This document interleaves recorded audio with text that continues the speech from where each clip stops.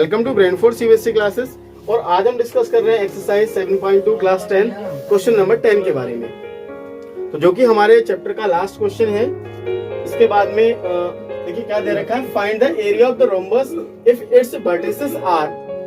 हमें ये 4 वर्टिसेस उसकी दे रखी है, टेकन इन ऑर्डर। आपको क्या करना है, इनको ऑर्डर से ही टेक करना है।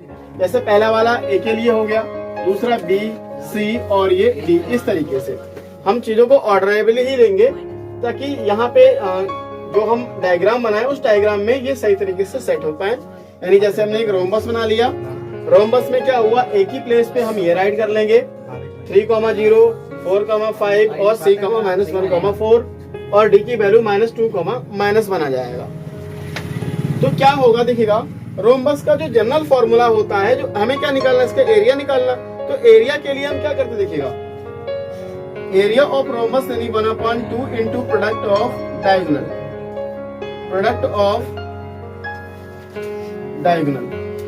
तो अब डायगोनल जो है इसका हम क्या करेंगे, प्रोडक्ट ऑफ डायगोनल का मतलब क्या आ गया, यानी यहाँ पे जो डायगोनल है उनको फाइंड करना। तो हमारी पहली नीड जो है, क्या करेंगे, इसका डायगोनल AC और ये BD, इन डायगोनल को निकालेंगे। उसके बाद इस फॉर्मूले में राइट कर देंगे, हमारा फॉर्मूला यानी सॉल्व हो जाएगा। यानी एरिया जो है हम फाइंड आउट कर लेंगे, एरिया ऑफ रोम्बस हम इसको फाइंड आउट कर लेंगे। तो हम सबसे पहले क्या करेंगे, इसी प्रोसीजर में चलते हैं आगे, इनके डायगोनल्स को फाइंड करेंगे। यानी पहला इसका डायगोनल क्या हो जाएगा, AC। तो हम क्या करेंगे, सॉल्यूशन डायगोनल AC राइट करेंगे, डायगोनल AC। तो डायगोनल AC के लिए A का कोऑर्डिनेट क्या है हमारे पास, 3,0 और C का कोऑर्डिनेट क्या हमारे पास -1,4। अब इसमें क्या करेंगे, इनके बीच की डिस्टेंस निकाल देंगे। तो डिस्टेंस कैसे निकालेंगे, डिस्टेंस फॉर्मूला हमने 7.1 में डिस्कस किया था, वही प्रोसीजर यहाँ अप्लाई करना है और कुछ भी नहीं करना। सिर्फ ये नया क्या है, क्योंकि इसमें डायगोनल का मल्टीप्लिकेशन होगा तो इसलिए ये 7.2 में दे दिया गया। चलिए, तो हम क्या करेंगे, यहाँ पे इसको लेट कर लेंगे x1 by 1, x2 then by 2। अब हम क्या करेंगे, इसके बीच के डिस्टेंस को फाइंड आउट करेंगे। Then AC equals to √ x1 - x2 whole square plus y1 - y2 whole square. 3 है, x1 3 लगा लेंगे, माइनस x2 की वैल्यू क्या -1 है, तो यहाँ -1 को ब्रैकेट के अंदर राइट कर लेंगे और ये करली ब्रैकेट, या करली ब्रैकेट लगा दो या डबल ब्रैकेट भी यूज कर सकते हैं, कोई नहीं, इस तरीके से। प्लस y1 की वैल्यू क्या है 0, y2 की वैल्यू क्या है 4, इस तरीके से। अब देखिए क्या हो जाएगा, माइनस का तो ये प्लस का हो जाएगा होल स्क्वायर, यहाँ क्या आ गया प्लस -4 का स्क्वायर आ गया। अब यहाँ पे देखिए क्या हो जाएगा, ये 4 4 जा, x2 की वैल्यू हमारे पास -1 थी, y1 0 था और y2 4 था, ठीक है। अब देखिए ये क्या हो जाएगा हमारे पास, ये 4 स्क्वायर आ गया और यहाँ पे भी क्या आ जाएगा, -4 का स्क्वायर आ गया। यानी ये हमारा हो गया 16 और ये भी देखिए क्या हो जाएगा, +16 हो गया। माइनस का स्क्वायर करेंगे लेकिन प्लस में मिलेगा, ये हमारा आ गया 32। अब देखिए 32 को हम क्या करेंगे, रूट से थोड़ा सॉल्व करेंगे। ये AC हो गया, तो रब वर्क अगर हम करते देखिए यहाँ कर लेते, 32 को रूट से बाहर निकालेंगे तो 2 बन जाए, 2 2 6 जा 12 हो जाएगा, 2 8 जा 16 हो गया, 2 4 जा 8 हो गया, 2 2 जा 4 हो गया और 2 1 जा 2 आ गया।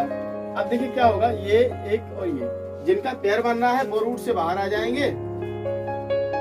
फिर से एक बार कर लेता हूँ, हालांकि मैं प्रीवियस बता चुका हूँ लेकिन फिर भी आप देख लीजिए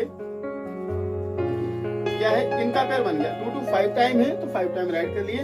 तो जिनका पेयर बन गया वो तो रूट से बाहर आ जाएंगे। इसका बना तो ये रूट 2 जो है रूट से बाहर आ गया, ये वाला 2 रूट से बाहर आ गया, लेकिन इसका पेयर नहीं तो ये रूट में ही रहेगा। That's why we will write here also 4√2, इस तरीके से। दूसरा, अगर हम BD की बात करें, डायगोनल BD के लिए फिर से वही पुराना formula x1 - x2। Formula right करने में कोई दिक्कत नहीं है, अगर आप एवरी टाइम फॉर्मूला राइट करते हैं तो क्या होगा, चांसेस जो हैं आपके क्वेश्चन रॉन्ग होने के कम हो जाएंगे। अब देखिएगा x1 और x2, अब किसके लिए, BD के लिए। तो यहाँ पे क्या करेंगे, BD के कोऑर्डिनेट को लेंगे, अब यहाँ BD के कोऑर्डिनेट हमने पहले राइट नहीं किए, जैसे यहाँ पे राइट किया था हमने, तो चलिए यहाँ राइट कर लेते हैं B के कोऑर्डिनेट। B के कोऑर्डिनेट हमारे पास क्या है 4 5, और D के कोऑर्डिनेट क्या है हमारे पास -2, -1, x1 y1 x2 y2। x1 की वैल्यू क्या है 4 हो जाएगी, x2 की वैल्यू क्या है -1, तो इसको ब्रैकेट के अंदर और इस तरीके से स्क्वायर लगाएंगे, प्लस y1 हमारे पास कितना है 5 है, माइनस y2 हमारे पास कितना है -1 है, इस तरीके से, और ये स्क्वायर लगेगा। अब क्या करेंगे देखिएगा 4 ये -1 प्लस हो जाएगा, 4 + 2 स्क्वायर, 5 -1 प्लस हो गया, होल स्क्वायर आ गया, 4 to 6 स्क्वायर आ गया, ये 6 स्क्वायर आ गया। तो क्या हो जाएगा देखिएगा, यहाँ कर लेते हैं इसको आगे फर्दर, 6 6 36 प्लस 6 6 36, यानी आ गया √72। अब √72 को रूट से बाहर कैसे निकालेंगे देखिएगा, इस तरीके से 2 3 6, 2 6 12 हो गया, 2 1 2 8 16 हो गया, 2 9 18 हो गया, और 3 3 9 हो गया। हम क्या करेंगे, जिनका पैर बनेगा वो रूट से बाहर आ गया। देखिए पैर किनका बन रहा है 2 का 3 का, तो एक 2 आएगा बाहर, एक 3 बाहर आ जाएगा, ओवरऑल कितना हो गया 6, और ये रूट के अंदर ही रह जाएगा, यानी 6√2। तो यहाँ पे क्या बन गया, ये 6√2 आ गया। अब क्या दे रखा देखिएगा, हम इसका एरिया निकालेंगे, एरिया ऑफ रोम्बस। फॉर्मूला क्या हमें दे रखा है, area of rhombus equal to 1/2 product of diagonal. तो देखिएगा area of rhombus equal to 1/2 product of diagonal का मतलब डायगोनल कौन कौन से हमारे पास, एक AC है एक BD है, तो AC इंटू BD। अब देखिए 1/2 AC की वैल्यू हमारे पास क्या है, AC की वैल्यू हमारे पास क्या निकल के आई, ये 4√2, और BD क्या आया 6√2, तो 4√2 इंटू 6√2। अब क्या हो जाएगा देखिए 2 1 2, 2 2 4 हो गया। अब यहाँ पे 2 और √2 क्या हो जाएगा हमारे पास 2 आ जाएगा, तो एक तो 2 ये वाला आ गया, और √2 का मल्टीप्लाई तो ये 2 आ गया, दूसरा 6 का मल्टीप्लाई तो ये 6 आ जाएगा।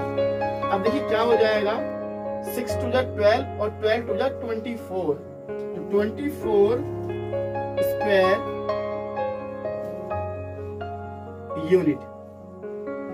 इस तरीके से स्क्वायर यूनिट क्यों लगाएंगे, क्योंकि हमें एरिया फाइंड कर किया है, तो हम स्क्वायर यूनिट लगा देंगे। तो फाइनली ये हमारा क्वेश्चन नंबर 10 कंप्लीट होता है, और साथ ही इसी केस हमारी जो एक्सरसाइज 7.2 है वो कंप्लीट होती है। 7.3 एक्सरसाइज जो है वो हमारे सिलेबस में है नहीं, तो हम उसको नहीं करेंगे। तो thank you, wish you all the best.